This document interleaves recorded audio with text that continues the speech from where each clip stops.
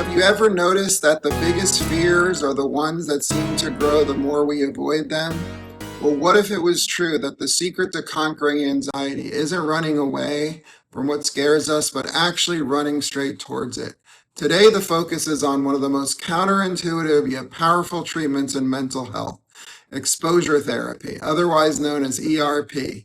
This is an exploration of how it works from both sides of the equation. As someone who's treated patients battling anxiety on the front lines and has seen some real gains in patients. I'm Dr. Thomas. Welcome to Tips from a Psychiatrist. I practice psychiatry in the time-honored tradition of both medications and therapy. One of my favorite sayings is what we believe to be our greatest weakness in life, once controlled, becomes our greatest asset. So let's kick it off.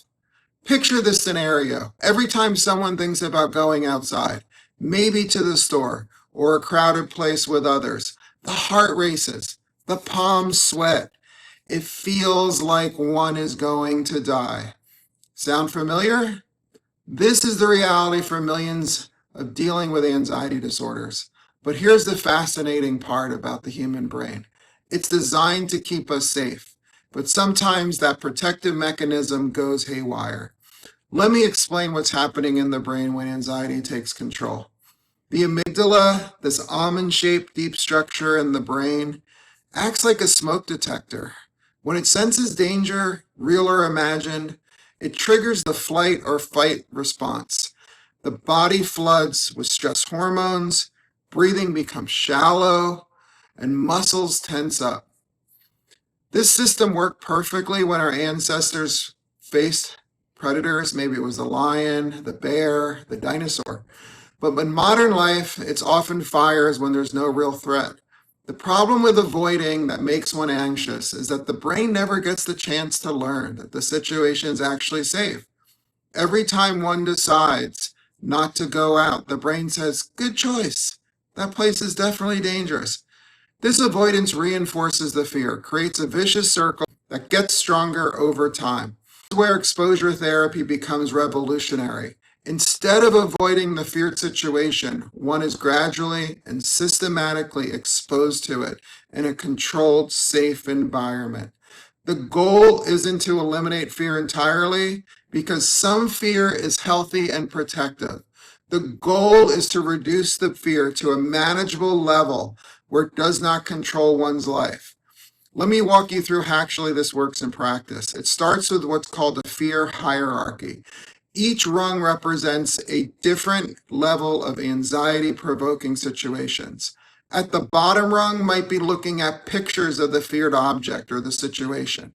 At the top might be full, real-world exposure.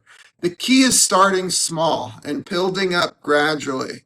For someone with social anxiety, the hierarchy might look like this. First, watching videos of people having conversations, going outside. Then practicing conversations in the mirror with oneself. Next, having brief conversations with family members or friends. Then maybe talking to someone that you don't know, but in a safe place like a cashier, someone that you're forced to. Eventually, working up to social gatherings. This builds confidence. It proves that social situations are not dangerous.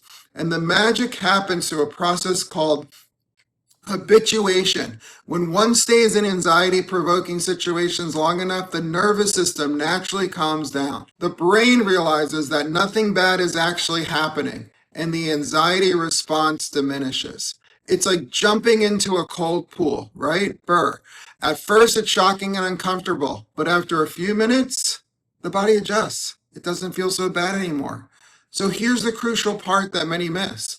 One has to stay in the situation, the pool that would be, long enough for the anxiety to naturally decrease. If one tries to escape, use safety behaviors, in the moment, the fear actually gets reinforced because the brain is learning only reasons that the bad thing happened because one escaped, not because the situation was actually safe.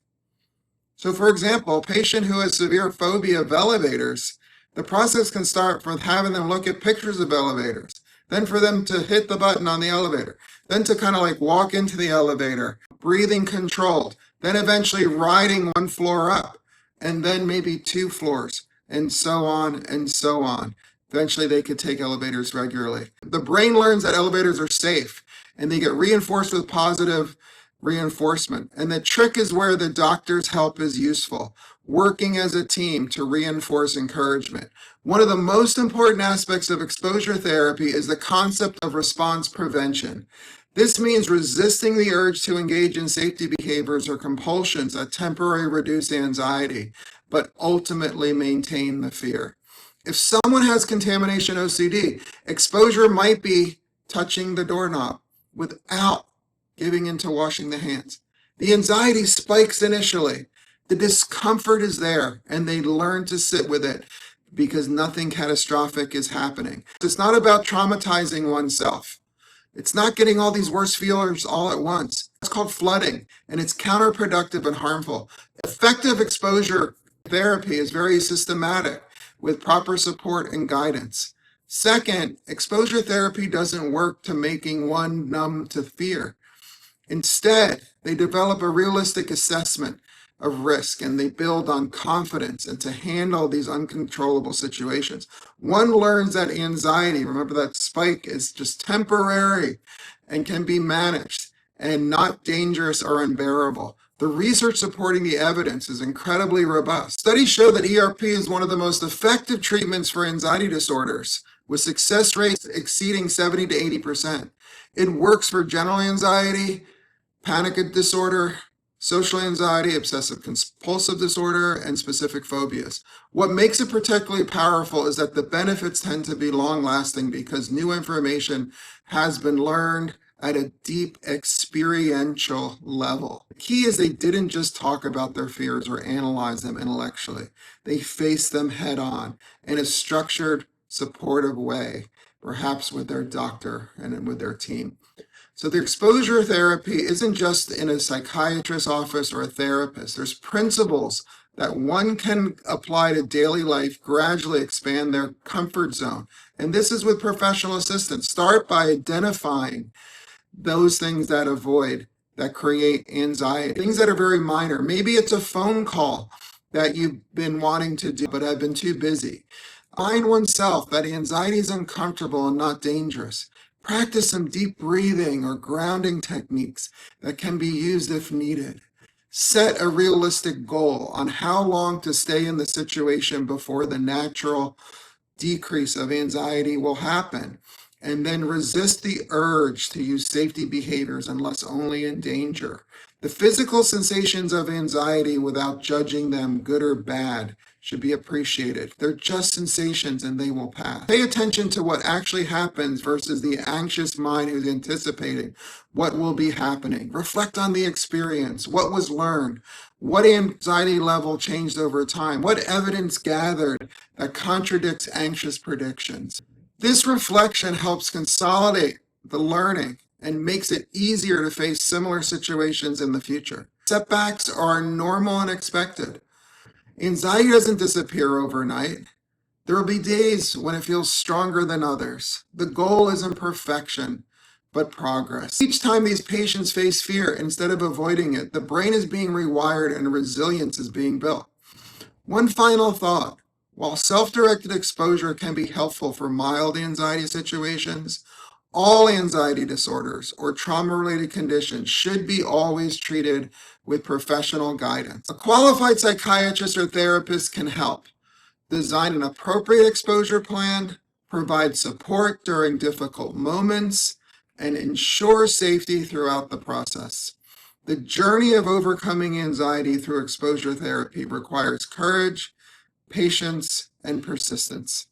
But those willing to face their fears gradually and systematically, it offers a path to genuine freedom. One doesn't have to let anxiety control one's life. With the right approach and support, one can learn to dance with these fears instead of running from them. Make sure to stay watching more anxiety-related videos or click the anxiety video playlist to learn more below. For professional help, please see how I help patients with psychiatry and therapy combined in the description below. Thank you so much for watching. This is Dr. Thomas, and this is Tips from a Psychiatrist.